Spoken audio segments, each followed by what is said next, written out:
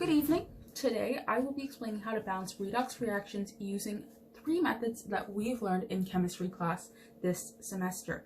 For the first example, question 14, I will be balancing by oxidation numbers.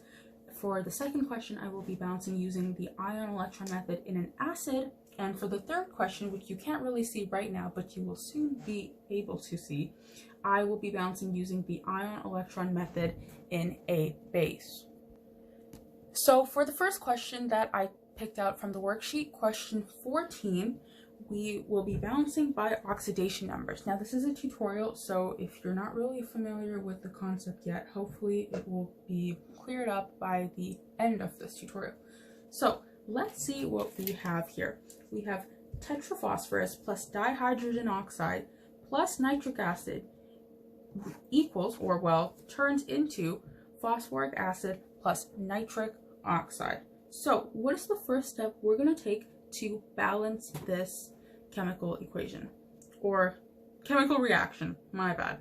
So first things first, whenever you're balancing by oxidation numbers, you have to actually assign oxidation numbers to everything. And to make it clear as to where to put it, you're just going to write it on top of each element. So each element is going to have an oxidation number. Now, you might be wondering, well, what is an oxidation number and how do you know what oxidation number goes to which element? There's actually a set of rules, and I believe there are 10 specific rules that we are supposed to follow in order to determine oxidation numbers. Now, I have those rules in front of me and I'll be reading them out right now, just briefly. So rule number 1 is that elements by themselves are 0. Let's see if we have any of those. So we can see that elements by themselves, we only have one of them, the tetraphosphorus. So we're just going to write a 0 on top to show that there is no oxidation number for this element. Rule number 2, a monatomic ion is the charge of the ion. Do we have any of those?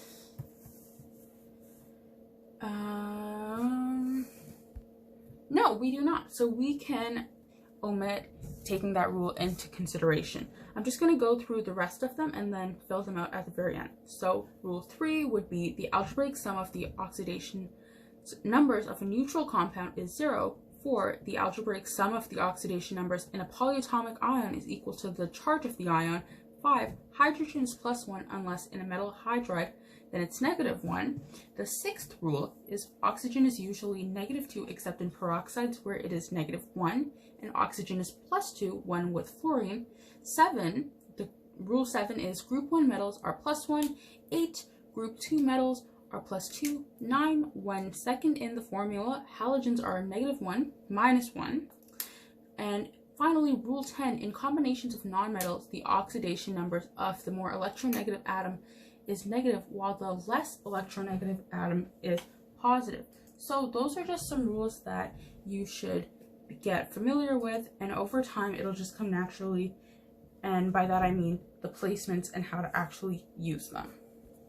So for me, the easiest rules to remember is that whenever you have H2O, hydrogen will automatically have an oxidation number of +1 and oxygen will have an oxidation number of -2. And so for the most part, oxygen usually has -2, except for those special cases that I did mention when going through the rules. And I'm just going to continue placing the ones that I already know.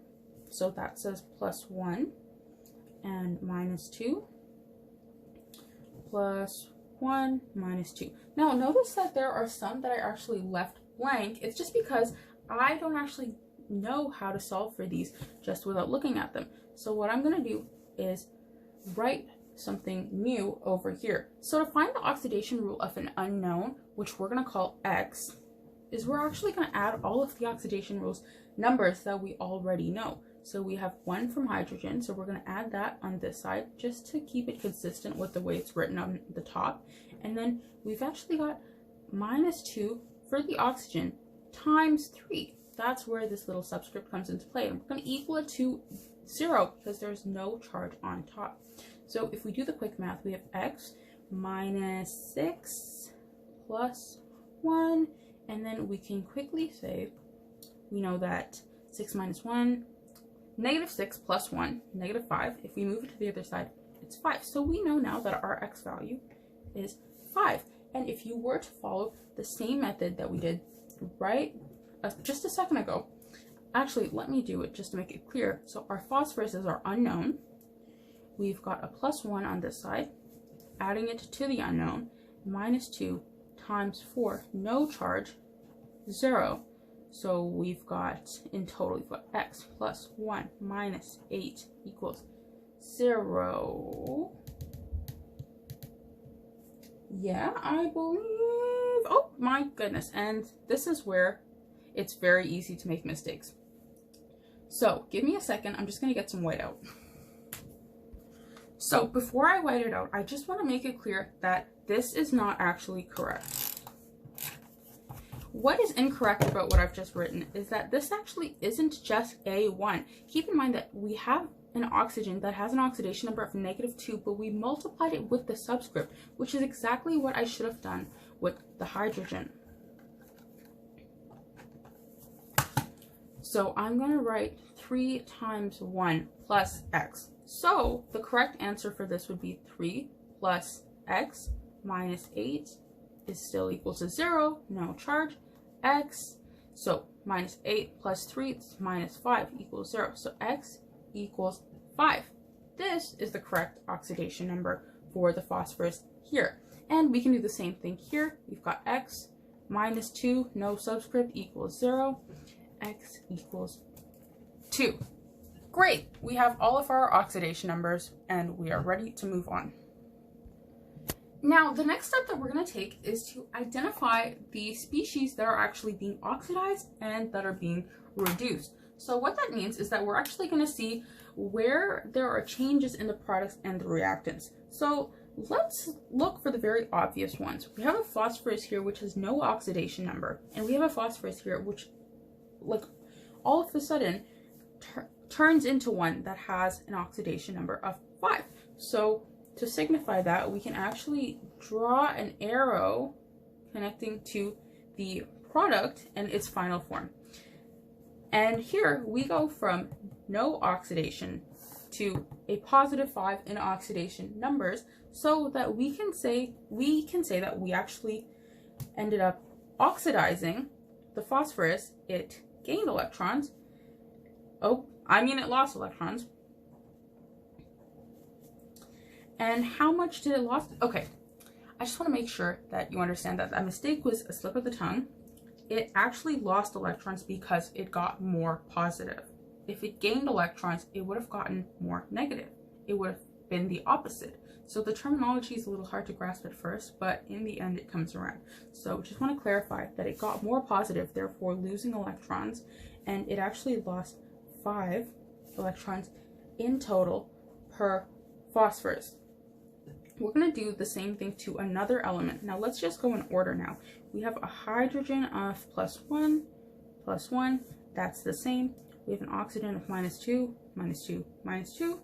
All of them are the same. And the only other difference that I can really point out is this +5 turning into a +2. So here we can say that this is a clear reduction of electrons, therefore we gained 3 electrons. It became more negative, or less positive actually, therefore we gained 3 electrons. And that is how we identified what's being oxidized and what is being reduced. Don't forget to add the per nitrogen. Now at this point, this is where I'm going to write a little checklist for anyone who's just beginning out in these steps. After we found the oxidation numbers and we figured out what's being oxidized and reduced, we are going to follow this little list that I'm writing to the side. So our next step will be to check subscripts. We're going to identify the lowest common multiple. We're going to do grade 11 balancing by inspection, and then 4, finally we will check charges. So this might be complicated right now, but soon it will make a lot more sense. So first, let's do step 1. Follow the order. Check subscripts. So we're only going to check the ones that really pertain to the information we kind of separated from the skeleton of the reaction. Let's see. Phosphorus has a subscript of 4 here, nothing here, and nitrogen has no subscript of its own. And what we're going to do, knowing the subscript, is we're actually going to add it to our information at the bottom here. Whenever you have a subscript, you're going to multiply the amount of electrons you initially had to the number of the subscript, and therefore that is now the amount of electrons you have. And now the whole point of doing this is the whole point of actually solving the question is balancing. We're balancing by oxidation numbers. So how can we balance it if these two numbers are not the same? So that we're done step 1. We're going to move on to step 2, lowest common multiple. Let's think. The lowest common multiple between 3 and 20. It is 60.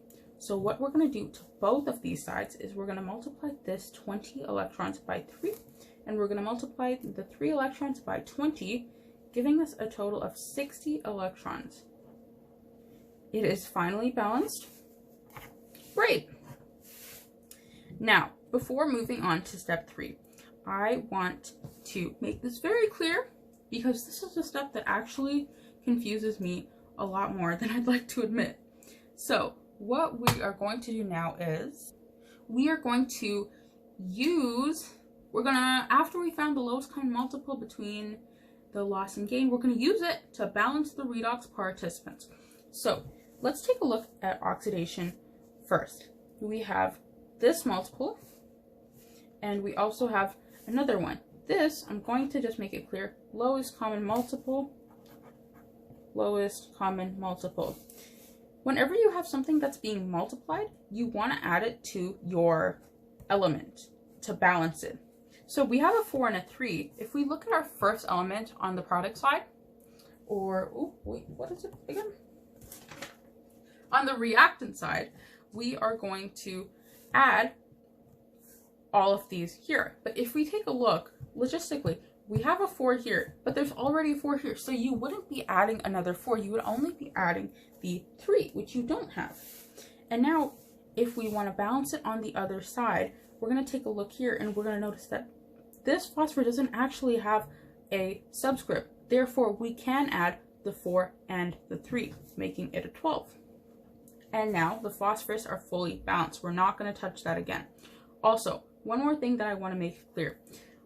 There is a subscript of 4, but actually there's always an invisible subscript of 1 when there isn't anything. So in reality, we would be multiplying a 1 before multiplying the 20, but you don't have to write that, just for simplicity's sake. So moving on, we just discussed that we could have written the 1, but we don't have to. So the only thing that we have left is a 20. Now, this nitrogen clearly does not have a subscript of 20, so we can easily fill that in. And this nitrogen also doesn't have anything, so we're going to write 20 for both of them. There, done. So we've balanced both of the most important elements in this reaction. We are not done grade 11 balancing. I was about to cross that out, but we still have a little bit left to do. So continuing on to step 3, which is what we're going to do now, we've balanced the phosphorus. We've got 12 on this side, 12 on this side. We've balanced the nitrogen, 20 on this side, 20 on this side. Now we can continue balancing the rest of what we've got. So let's start by counting out the, I believe we're doing hydrogen first. Oh, well, let's see how this goes. Let's count out how many hydrogens there are. So I can do this on the side. I don't think you're going to be able to see it, so I'll just verbally say it. So we've got 2 hydrogen here plus 20 here. So we've got 22, whereas we've got 12 times 3, 36 hydrogen here. And so what is the difference between the two? I believe it's 8. Let's think before we do it. So we've got 3 times 20, we've got 60 oxygen plus 1, 61. We've got 12 times 4, that's 48 plus 20.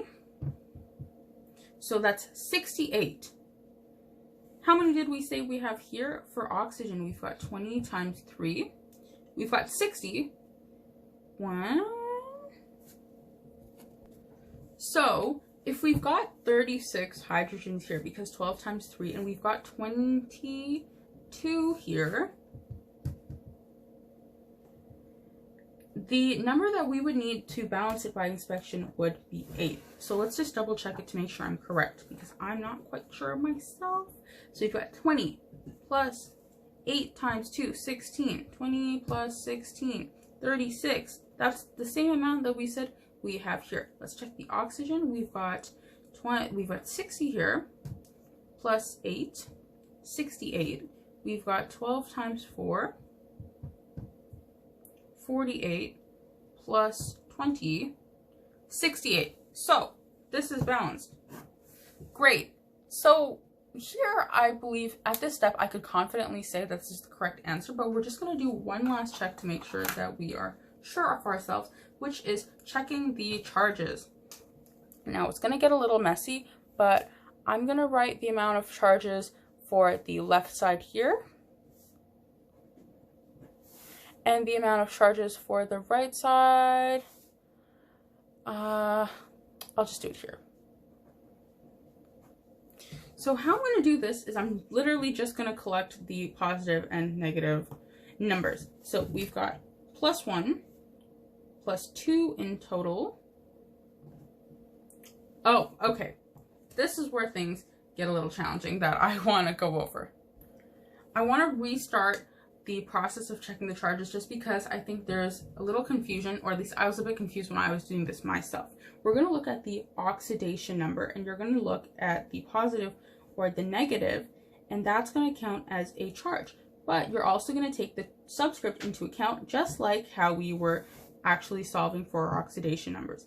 So instead of this being just a +1, it would be +1 times 2, so it'd be +2. That's one charge. We've got a -2. Same here, we've got +1. We've got a 5. And instead of just a -2, we've actually got a -6. -2 times 3, -6.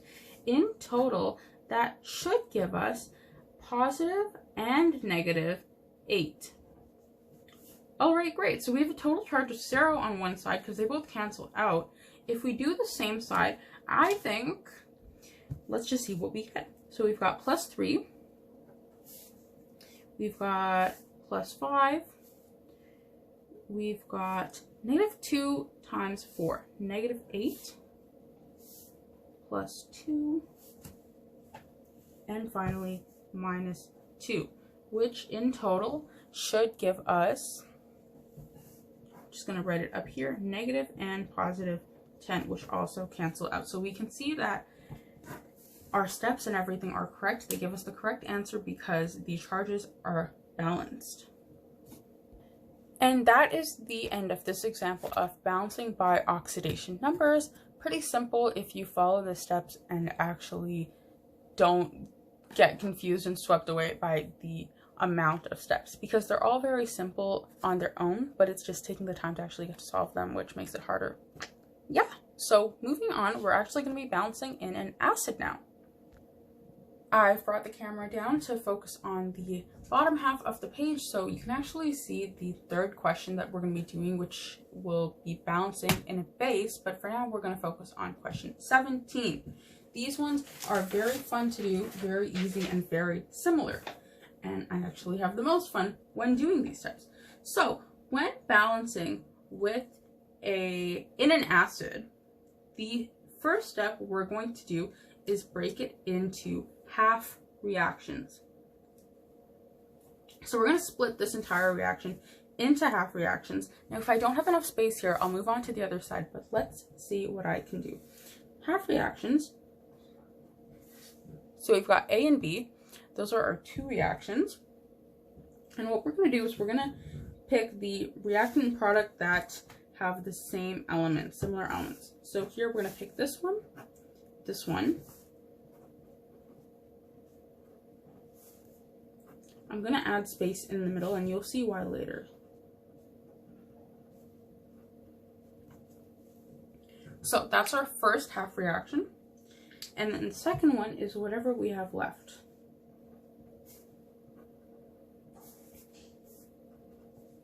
Okay.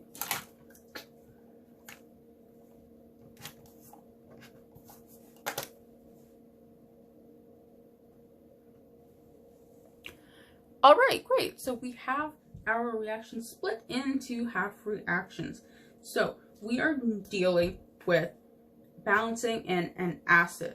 And what this means is basically our first step is going to be balancing everything within the half reactions. We're not going to look at what's given anymore. We're going to look at what we're solving now. We're going to balance everything except for the oxygens and hydrogens, so just the main elements.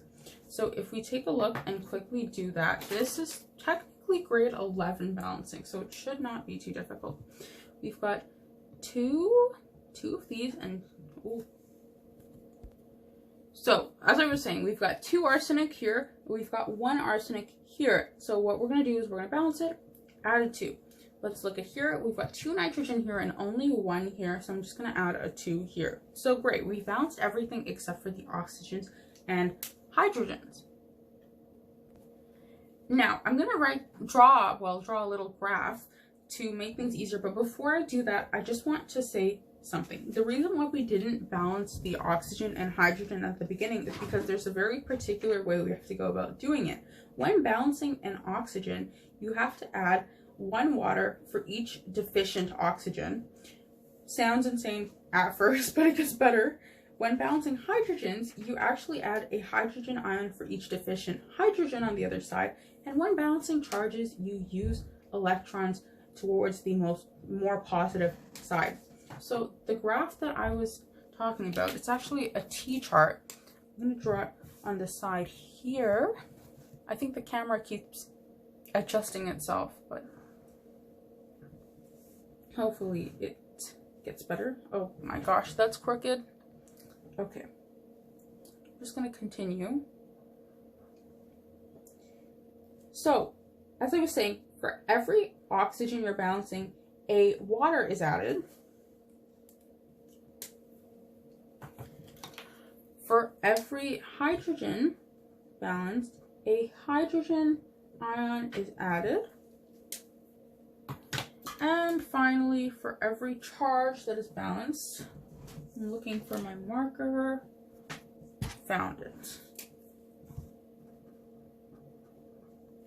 Every charge, an electron is added towards the more positive side, and this will make sense in a few minutes. So let's quickly try to balance that with the information that is given on this chart, and I suggest you draw it every single time you're doing one of these problems because it really comes in clutch and it's super useful and easy to see.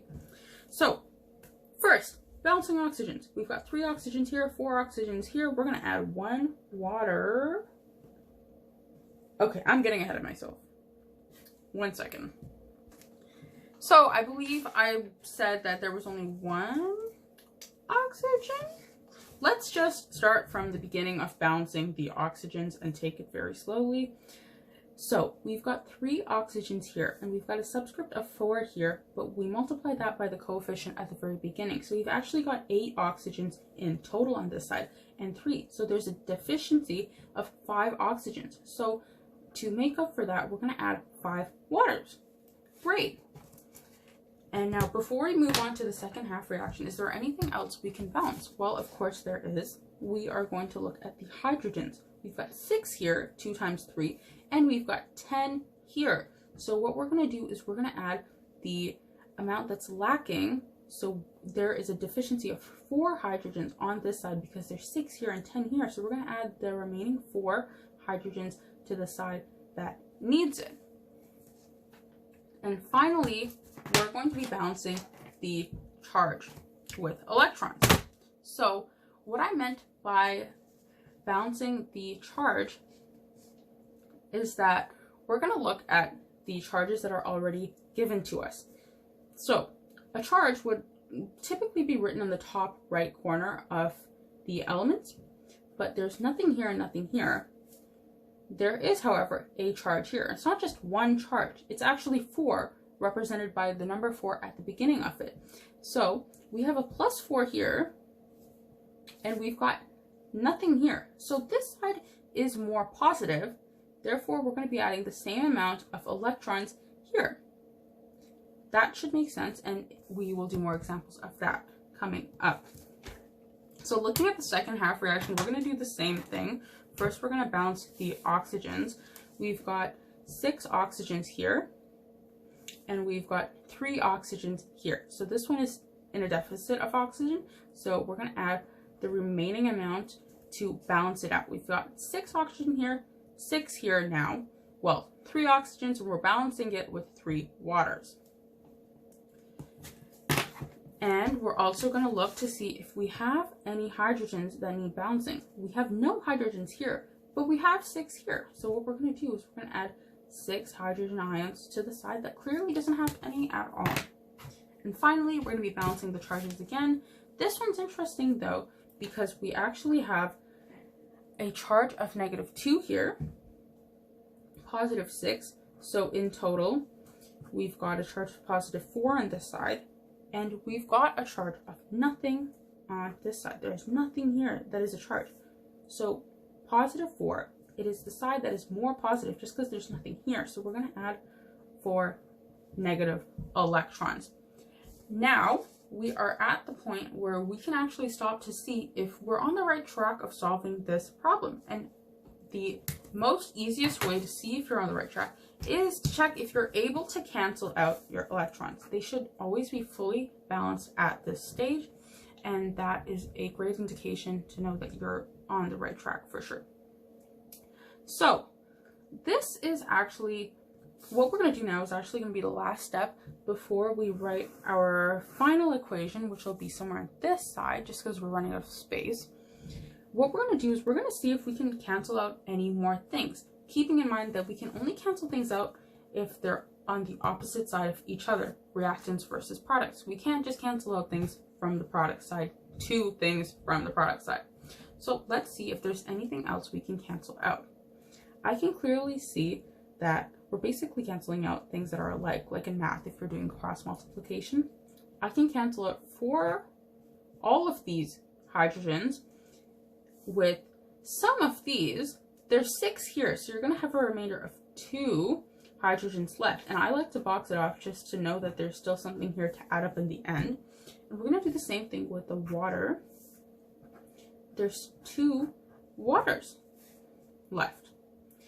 Great, that makes things very easy. Now, I know this because I've done the question before, but there's nothing else that I can really cancel out at this point at the question. So all that you really have to do now, if there's absolutely nothing you can get rid of, is you're going to collect everything in the proper reactant and product order and write it as one big reaction. So if I just collect everything that I have,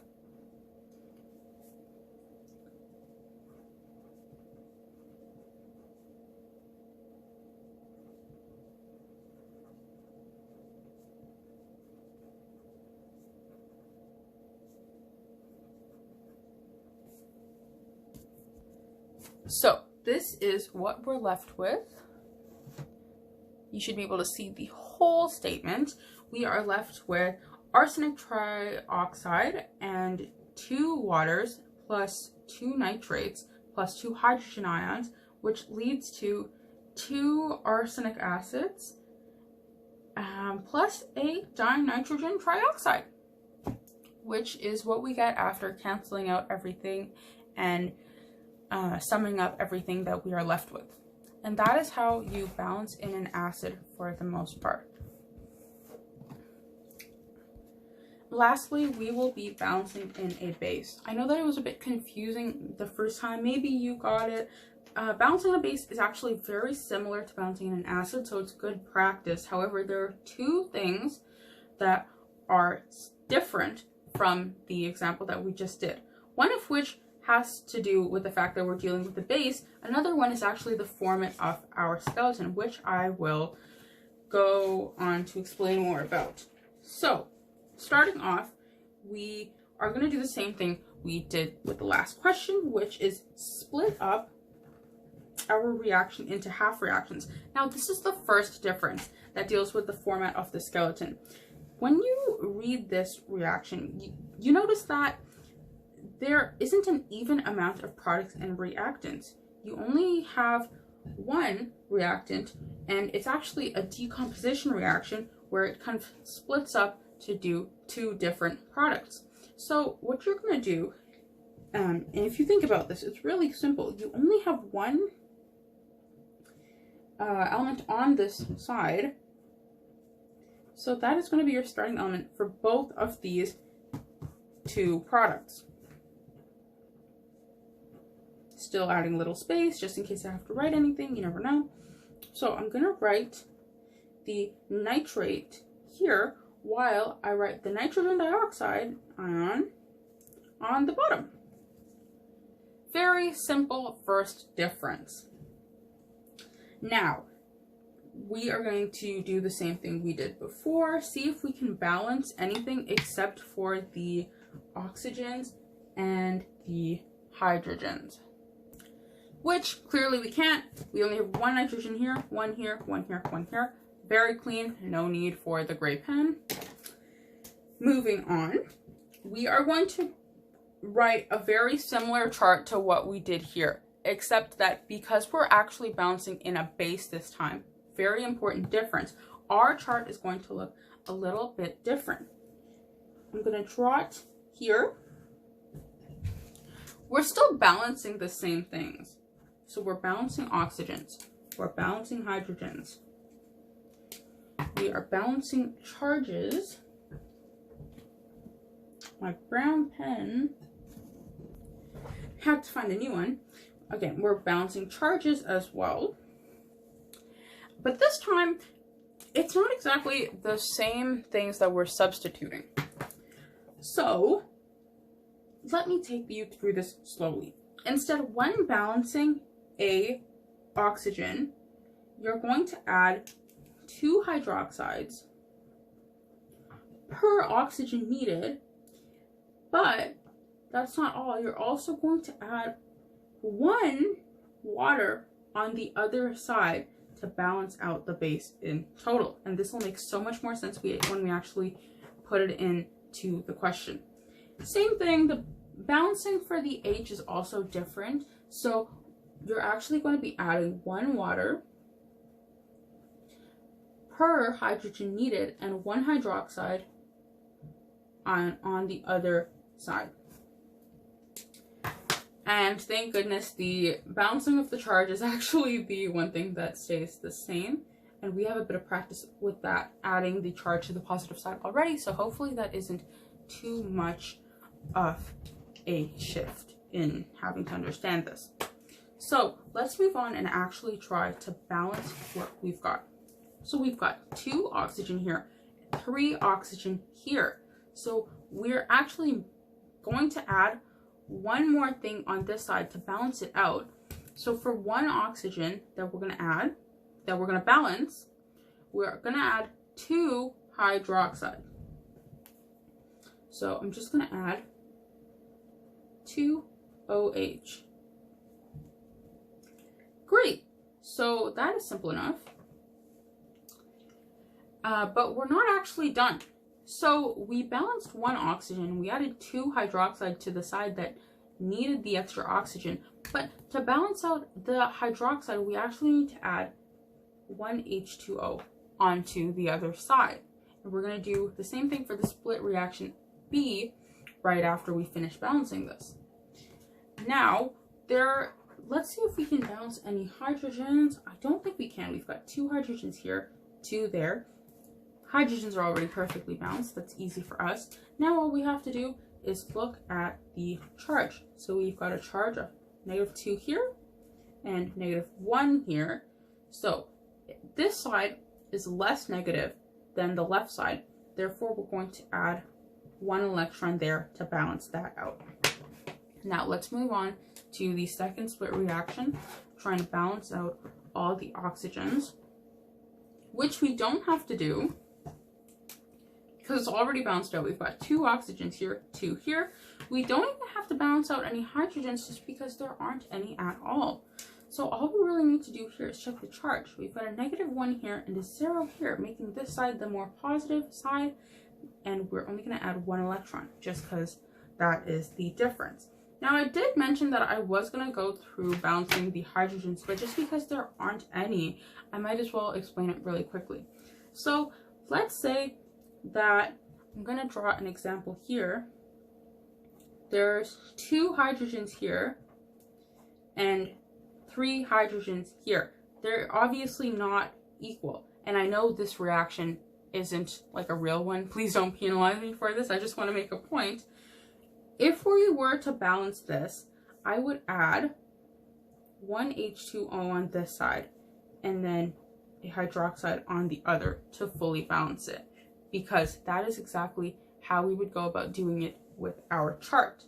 Again, very useful, very good to have during tests, just on the side. Whenever you need to, you can check that out. And again, we are almost done. We're just going to see if we can get rid of anything. And see, we still have that same indicator that we're on the right track if we are able to cancel out the electrons. So, good, that works. Is there anything else that we can cancel out? Clearly, there is not. There are no hydroxides on the opposite side to cancel out, as there are no waters that we can cancel out either. But there is something else that we can actually do.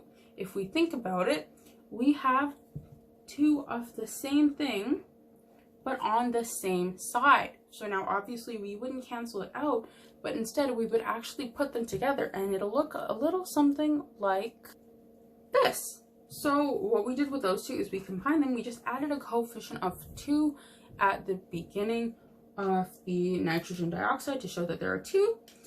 And then we just gathered everything that we had left over.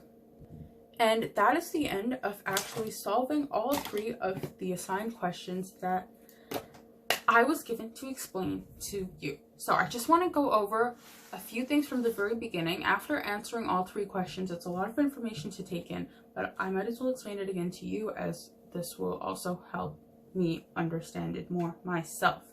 So when balancing by oxidation numbers, the first thing we did, I'm going to take a pencil to point, or perhaps another color.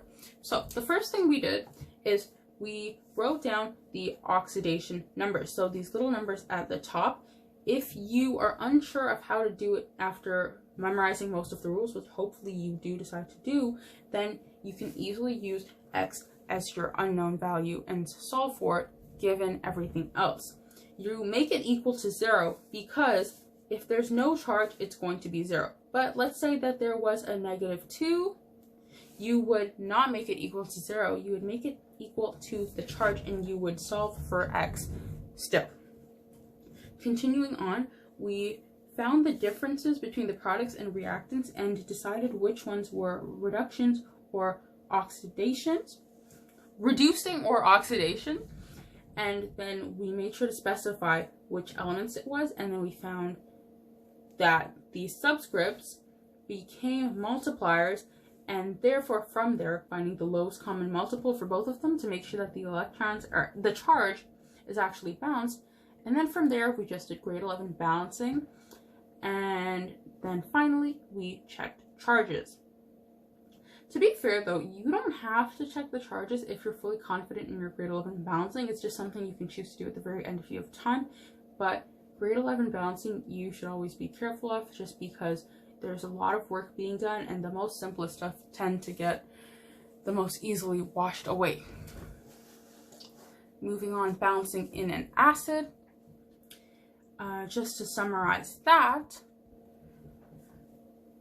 first we split the reaction into half reactions, and then we balanced everything except for the oxygen and hydrogens. I'm actually going to talk about both of these questions at the same time, just because I realize I'm taking up a lot of time. So, starting again, balancing in an acid and in a base, you're going to split the reaction up into half reactions. If you have a reaction like this and you only have one reactant, you're just going to use the same thing for the two different products.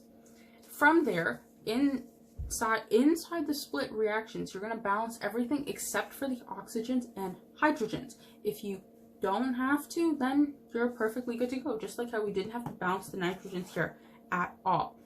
Then we are going to look at this chart, which hopefully you choose to memorize. In an acid, to balance an oxygen, you add 1 water. To balance a hydrogen, you add 1 hydrogen ion. To balance a charge, you add an electron to the most positive side. And balancing a base, for every oxygen you want to balance, you must add 2 hydroxide ions to the side that is in deficit of the oxygen. And then on the opposite side, you'd add a water. For the hydrogen, which we didn't get to see take place here, but I did a small example of, for every hydrogen you want to add, you'd add a water to the other side that has less of it, and then a hydroxide ion to the opposite side. And you do the same thing with the charge, where you balance it and add an electron, or however many you need to substitute, to the more positive side. And again, for both of the questions, the final answer will be written as a statement of the collective of everything that is left over after you finish simplifying and getting rid of things that are repeated on both the reactant and product side. So once you get rid of those, you are left with your final answer. Now, I know this video was a long one, and Miss Mo, if you're watching, thank you for taking the time to listen. I hope you have a great rest of your day. Thank you.